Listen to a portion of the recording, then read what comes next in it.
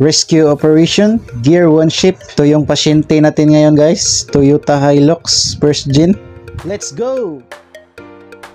So ito yung problema niya guys, ang kanyang secondary clutch master nagli-leak na. Kailangan din natin mag-ingat, baka ma-hit and run tayo dito. Nandito kasi kami sa gilid ng kalsada at maraming sasakyan dito na tumatakbo. Sa mga hindi pala nakakaalam, ito ang purpose ng clutch master cylinder. Kapag pinapakan mo yung clutch pedal, ito yung tumutulak sa clutch release bearing para tayo makashift sa ating gear.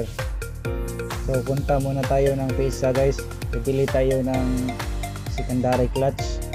Buti na lang at medyo malapit lang tayo at makakabalik din tayo agad.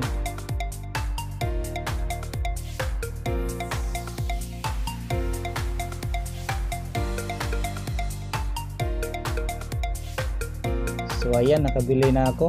Buti na lang may stock pa silang natira. Fast forward. Pagkatapos na may kabit guys ay nagble-bleeding na kami.